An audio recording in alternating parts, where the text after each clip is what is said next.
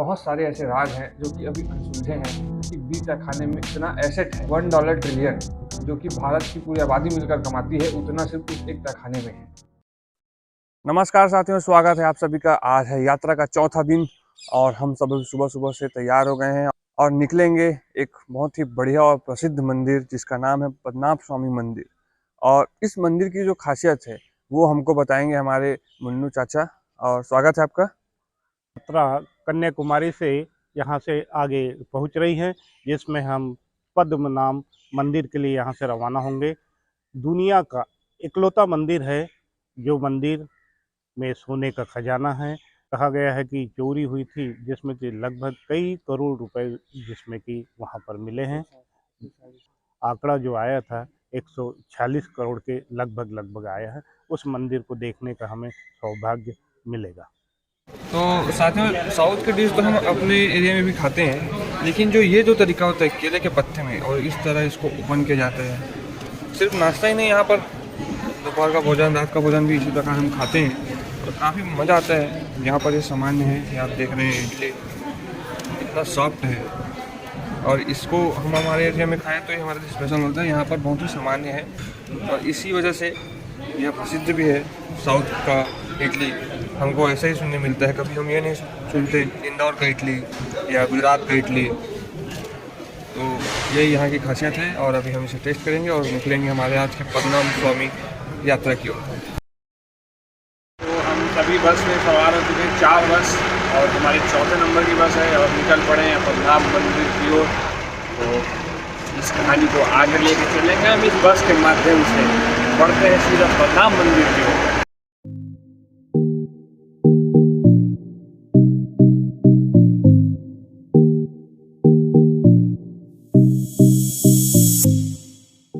साथियों, हम आ चुके हैं पद्मनाभ मंदिर और हमें यहाँ आने के बाद पता चल रहा है कि हमें अंदर मोबाइल वगैरह कुछ ले जाने नहीं मिलेगा, पॉलीथीन अन्य सामान जो भी है, और सिर्फ लुंगी पहन के जाना है पुरुषों को, और महिलाओं को साड़ी, और कुछ भी पैसा, मोबाइल, पर्स यहाँ अंदर ले जाने नहीं दिया जाता है। तो हम सब यहाँ पर अपना सामान रख के अंदर जाएंगे और दर्शन करके आएंगे। तो हम अंदर दर्शन करके आते हैं और मिलते हैं आप सभी से। साथियों, हम वापस आ गए मंदिर से, लेकिन एक बार फिर अनफॉर्चुनेटली वीडियो बनाने नहीं मिला तो मैं आपको कुछ नहीं दिखा पाया, लेकिन जो मैंने देखा वो मैं आपके साथ आगे शेयर करूंगा। तो बने रहिए, मैं बताऊंगा। अभी फिलहाल बहुत गर्मी है, थोड़ा मामला ठंडा होने दीजिए। तिरुवनंतपुरम, इस शहर का नाम पड़ा भगवान विष्णु के ऊपर। तिरुअनंतपुरम, अनंत मतलब जिसका कोई अंत ना हो, अनंत भगवान विष्णु का ही नाम था, और पुरम मतलब वह स्थान। तो the city of Lord Vishnu, तो तिरुवनंतपुरम का नाम इस प्रकार पड़ा। अब यहाँ पर हम आए हुए हैं पद्मनाभ स्वामी मंदिर में, जिसका भी मतलब होता है पदम और नाभा। पदम मतलब कमल और नाभि मतलब जो वो हिस्सा शरीर के पेट के पास, तो जिसके नाभि में कमल अर्थात भगवान विष्णु, इस प्रकार इस मंदिर का नाम पद्मनाभ स्वामी पड़ा। और इस शहर के तिरुवनंत नाम पढ़ने में पद्मनाभ स्वामी मंदिर का बहुत बड़ा रोल है। मंदिर सिर्फ यहीं तक नहीं सीमित है, पूरे विश्व का सबसे ज़्यादा खजाने वाला यह मंदिर है और अभी भी इस मंदिर का राज अनसॉल्व्ड है। इस मंदिर में 6 तहखाने थे, जिसमें से 5 ओपन हो गए हैं, लेकिन अभी भी जो मिस्ट्री बना हुआ है वो एक तहखाना है। 6 तहखानों को ABCDEFGF तक नाम दिया गया था, तो इसमें से जो B नंबर का जो तहखाना था वो आज तक ओपन नहीं हो पाया है। 2011 में किसी व्यक्ति द्वारा पिटीशन जारी करने पर तहखानों को खोलने का परमिशन कोर्ट द्वारा दिया गया, लेकिन 5 ही तहखाने खोले गए और 6वां नहीं खोल पाया गया। 5 तहखानों में भी इतना खजाना मिला जिसका कल्पना ही नहीं कर सकते। इतना खजाना उस तहखाने में पड़ा हुआ था, लेकिन जो तहखाना नहीं खुला उसका राज अभी भी बरकरार है।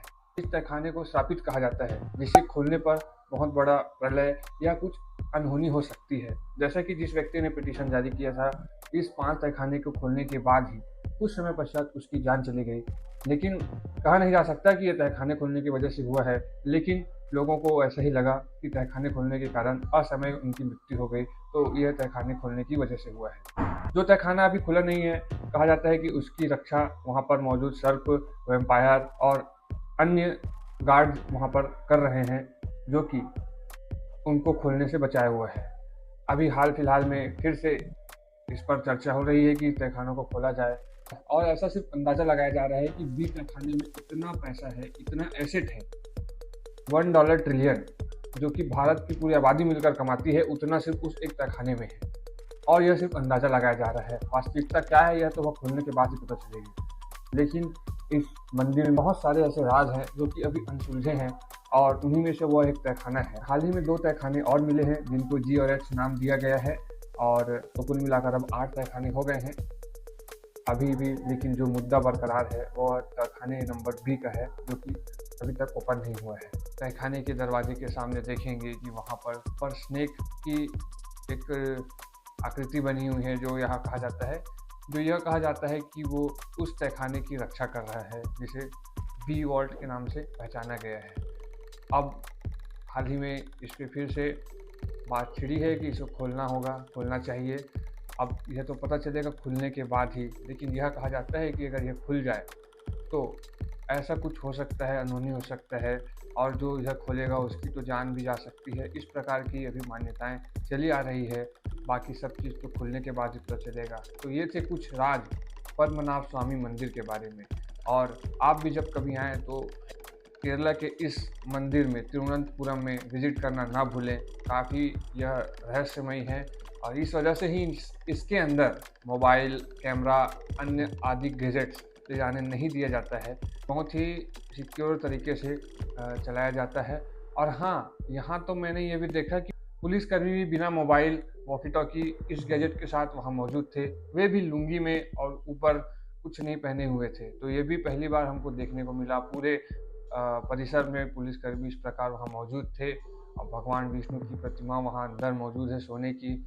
एक दरवाजे से उनका पेट दिखता है, एक दरवाजे से उनका सर, जहाँ पर शेषनाग बना हुआ है, और एक दरवाजे से पैर। तो इस प्रकार कुछ कहानी थी पद्मनाभ स्वामी मंदिर की। आप भी जब कभी आएँ तो ज़रूर यहाँ विजिट करें और देखें। हालांकि तहखाने के बारे में तो आपको पता नहीं चलेगा, लेकिन यह समझ आएगा कि कितनी सिक्योरिटी के साथ और कितनी गंभीरता के साथ वहाँ पर रहा जा रहा है, और अभी भी रहस्य बरकरार है। तो अब बढ़ते हैं आगे और कहानी को भी बढ़ाते हैं आगे। साथियों, हम हैं अभी तिरुवनंतपुरम में, और ये है केरल में, जो कि साउथ का इलाका है। लेकिन आप जो मेरे पीछे देख रहे हैं ना, यह है पंजाबी ढाबा, नॉर्थ का ढाबा। और ऐसे जब एरिया में हम आए साउथ में, और ऐसा कुछ हमें खाने को मिल जाए तो फिर बात ही क्या है। ज़बरदस्त खाना हम यहाँ पर अभी खाने जाने वाले हैं, और कुछ साथी हमारे खा ही रहे हैं। इस वजह से मैं देख के आपको बता रहा हूँ। रोटी, चावल, प्याज और छोले की सब्जी, और हम उसे खाएंगे। और खाना खाने के बाद हम आपको आगे की कहानी पे ले चलेंगे। तो हमारे साथ बने रहिए व्लॉग में। और अभी हम जाते हैं स्वादिष्ट पंजाबी ढाबा में भोजन करने। साथियों, हम आ चुके हैं इस समय कोलम बीच में, और आप देख रहे हैं चारों तरफ ज़बरदस्त नज़ारा देखने को मिल रहा होगा। पहले तो आप देखिए इस समुद्र की लहरों को, कितनी ज़बरदस्त और तेज़ आ रही हैं। देख रहे हैं नाव भी चल रहे हैं यहाँ पर, और पीछे आप यहाँ देखेंगे मज़ार है एक, और खूबसूरत सा इसका भी डिजाइन किया गया है। एकदम बीच के पास में ही मज़ार है, और हमारी बाएं ओर आप देखेंगे रिजॉर्ट है, जो बहुत ही सुंदर है। अब देख रहे हैं बीच का जो व्यू होगा वहाँ से बहुत ही अच्छा दिखता होगा। और बहुत सारे नाव इधर भी है, और उन नावों को भी लेकर लोग समुद्र में जाते हैं। और अभी यहाँ पर पानी की लहरों का मज़ा लीजिए दोस्तों। देखिए, ये बहुत तेज़ी से हमारी ओर आ रही है, और यहाँ तक नहीं आ पा रही है। साथियों, हम वापस आ चुके हैं, और अभी हम निकलने वाले हैं रामेश्वरम के लिए। अभी हम यहाँ खाना खाएंगे चित्रा रेस्टोरेंट में। अपनी ट्रेन आ चुकी है कन्याकुमारी से रामेश्वरम तक की। आप सभी को पता ही है कि कन्याकुमारी भारत की भूमि का आखिरी हिस्सा है, तो ट्रेन यहीं से ही चालू होती है। और ये ट्रेन भी लग चुकी है प्लेटफॉर्म पर, बस कुछ ही क्षणों में ये चालू होगी रामेश्वरम तक।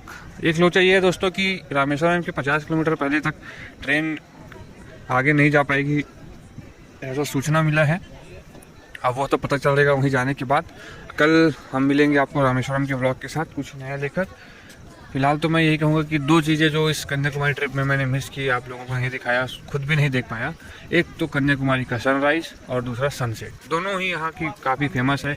एक ऐसा जगह है ये जहाँ सनसेट और सनराइज़ दोनों देखने को मिलता है, तो वो हमने नहीं देखा। लेकिन अगली बार हम इस बात को ध्यान में रखेंगे, या आप भी आए तो इस बात का ध्यान में रखें, दोनों ही देखने को मिल जाता है यहाँ।